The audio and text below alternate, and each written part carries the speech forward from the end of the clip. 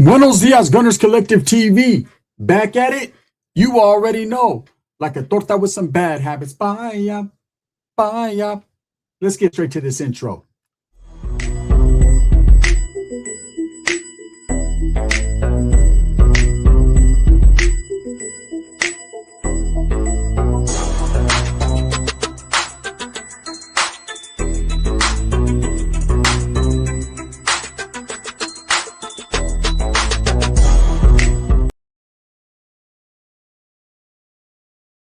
Welcome back to the channel, and if you haven't already hit that like and subscribe button, make sure you go ahead and do that.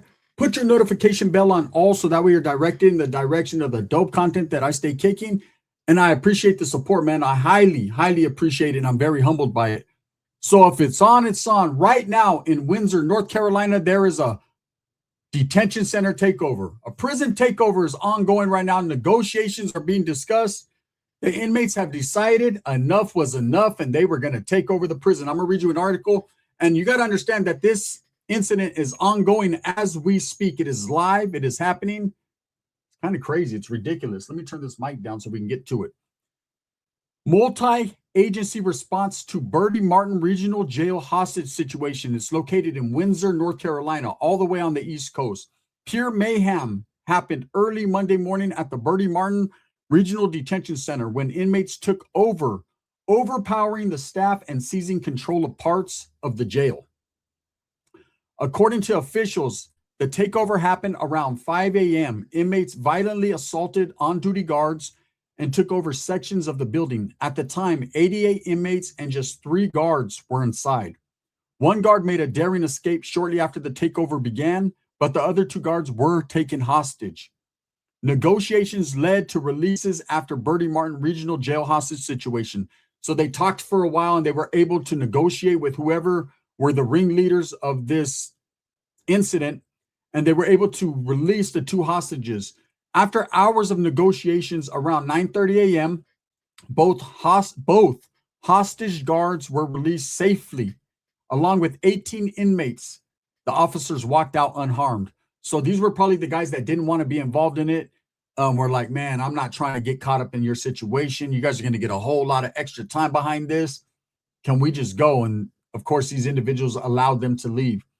Just 20 minutes later at 9:50 a.m., another large group of inmates were freed and exited the facility. So they were also told, hey, if you want to go, you can go.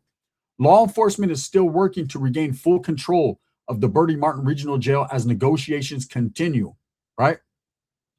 A huge swarm of agencies responded on the scene, including Bertie and Martin County Sheriff's Offices, NCSBI, FBI, NCALE, Highway Patrol. There's over 20 different agencies that are there. This is a big deal. It's a big situation, you know, and it's ongoing as we speak. Now, let me express to you, this is not a prison facility, meaning this is more of a jail facility.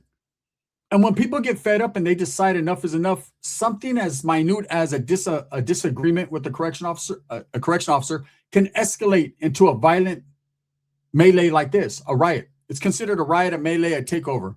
Now, I remember being incarcerated in the Oregon State Penitentiary in prison. I was in IMU. I was doing time there, which is basically the equivalent of the SHU. And there was a situation that went on in Eastern Oregon at a prison, right? And what had happened, I got intimate details of that. It's so similar to this, right? What had happened was there was an individual there that was very well respected. And so in the state of Oregon, when you would do time, right, you would get sentenced to, say, 3 months in the hole, ADSEG, 6 months, a year, whatever the case may be. When you came out of being in ADSEG, you had a 21-day rest period, meaning you were confined to quarters, CTQ, confined to quarters, meaning your cell, for the next 21 days. That means you never exited your cell. You weren't allowed to go to the yard. The door would pop. Your cellmate would go in and out, and you would be given a cellie if, of course, you weren't in single cell status.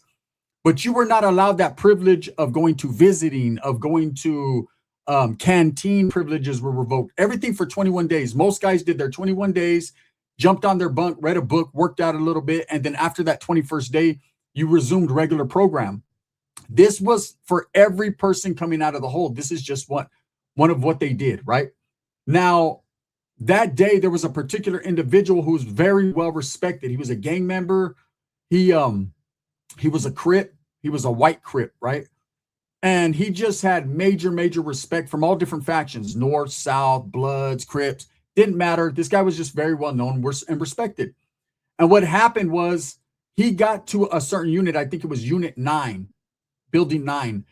And he had a few people in there that knew who he was, respected him. There was one particular individual who was a homeboy of his from the same neighborhood, right? And so in that particular prison, they had ice machines, soda machines for a time. They had different machines.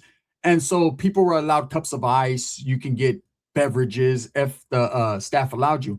Now, 2 correction officers worked each unit. And I believe that day there was a sergeant and just a regular correctional officer, a female. So it was the male sergeant and the female. And this sergeant was known to be an asshole. He was one of those guys that gave everyone a hard time. So what had happened was the guy who was doing the 21-day CTQ, who had just got out of hole, with all the respect, his homeboy was bringing him a bag of ice. He had filled up some ice and he was pushing it under the door. There was about a gap under the door like that. And the sergeant seen him and said, "Hey, he don't got ice coming. He doesn't have any incentives or privileges coming, incentives." And so the guy got a little upset about that. The sergeant came and disrespected him. Okay, disrespected him to his face. Of course, he's in his cell, but the sergeant was basically like, "You ain't got nothing coming," called him out of his name, disrespected him. And that dude, having that much pull, just all he had to do was give a look to his friend. At that point, his friend took flight on the sergeant. It was at that moment right there, it escalated, it took off. Those who wanted to become involved became involved, and it was a takeover. These guys got both these officers under control as hostages, took over the unit, had the keys. Now, they couldn't get outside of that building because they didn't know how to control the Sally Port and the control center, but they did and were able to unlock several Chomos doors and beat them up pretty bad and break all the windows in the building and just kind of took it over for hours and hours. It was a big thing. I remember they were talking about it, and I remember, like I said, being in the hole while that was happening on the shoe.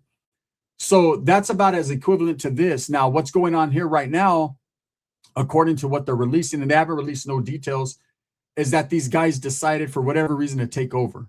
Now, in this case, a lot of these guys are being released, a lot of the hostages, and not everyone's a hostage. I can see the 2 correction officers. Obviously, these guys, their intention wasn't to beat these cops up. Their intention wasn't to do anything like that. Their intentions were to just take over, make an example, set an example. And that's exactly what it seems they're doing. It's just cool that something like this didn't escalate or get worse. Now, that doesn't mean that things can't change. You know, they're asking for certain amenities, I guess. You know, there's a hostage negotiation going on, like I said, but the hostages were released. So now they really have no play. Now, without hostages, they really have, the only thing they have is that they have control over the facility or that certain part of the facility. Now, let me explain what happened to you at the other prison when the shit went down. As soon as they realized that the officers were released and there was no more harm being done to the officers, they could care less, the correction officers, the administration, all these different agencies, about the inmates. An inmate, you know, it's well known, if something was to ever happen, martial law goes into effect. And there's rumors that go around that the inmates will be locked and confined to their cells, and whatever happens, happens. Okay. But they did have these panels in the ceiling, and they did have basically like task force drop. The CERT team dropped out of the sky, threw concussion grenades, and was able to kill the momentum that these inmates had and take back over the prison, right, facility. That did lead to a lot of conversation, and they did switch up a lot of rules and put an extra guard, you know, to watch. One that stood in the tower was not allowed to leave the tower whatsoever. And you know, if both the officers, if they would have went by protocol and one would have never left the control tower, then they would have never been able to take over to the degree that they did, right? But shit happens. So with this, I don't know the makeup or the DNA of this place, but it is definitely a situation that is ongoing. Now, what's going to happen? What's going to happen is every single one of these inmates, if they put hands on these correction officers, they will be charged. They will probably be charged with an assault. They will be charged with escape devices, trying to escape, all these different things. And it could compile a lot of time. I think that's why a lot of the inmates were released, people that didn't want to be involved, because there's a lot of people that just want to do their time. or that are there, even if they're lifers, they're like, fuck that, bro. I'm not with that petty shit. I'm not with the takeovers. I'm not with that. And then there are things that have escalated to where people, it's a snowball effect. They just start to become involved. They get pumped up. So this right here is really, it's a big issue going on right now. And like I said, it could happen at any point in time in any facility. You know, you always ask yourself, hey, why do these prisoners just stay locked up? There's only 2 or 3 correction officers on the whole big old prison yard, and there's 1,000 inmates out there. It's the gun. It's the gun, and it's the control. It's a mindset. It's you're controlled, and it's put in your mind that, hey, you can almost become accustomed to these people telling you what to do.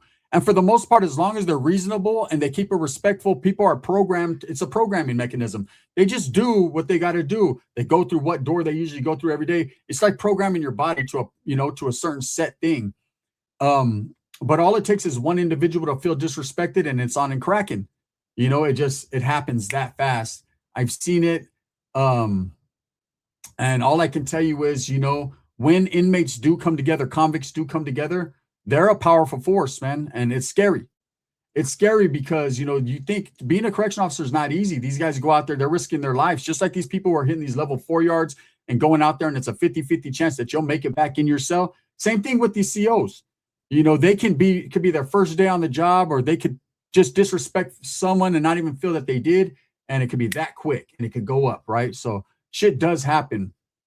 So for those that have never been involved in a prison takeover, I've never been involved in one. Like I said, I had firsthand knowledge of one and the intimate details of why it kicked off.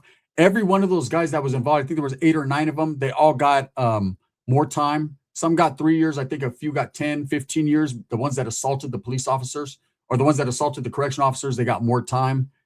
And I remember, man, they went through it in the hole. Them guys were placed in segregations, and it was just a bad situation for them. But anyways, this is what's going on right now in this North Carolina prison takeover. I don't think it's going to last too much longer. I think they lost their bargaining chips when they released the COs. Because once you release the COs, man, I'm telling you, these different agencies don't care.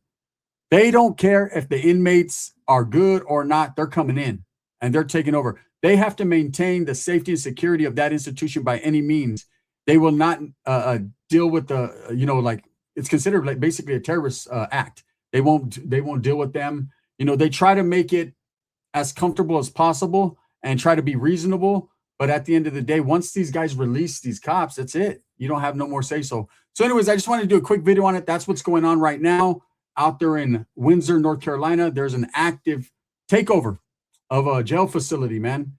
And like I said, it's only one small part of the facility. They say the rest of the facility is secure. And so it's not going to take much time. I say within maybe right now, within the next 2-3 hours, they'll have it under control. They'll have it back on lockdown. They'll be probably self-feeding them tonight, and they'll be regular scheduled program within the next couple of days. That's just real. With that being said, thumbs up or thumbs down. Heavy's going to be the head that wears the crown. I'm going to continue to strive, struggle, and strive for what I truly believe in, and that's the betterment of all people.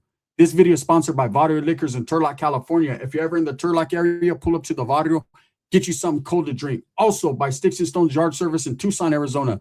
If you need some yard work done and you need an estimate, make sure you Google Sticks and Stones Yard Service, and they'll hook you up. Tell them the gun sent you. Bang, bang.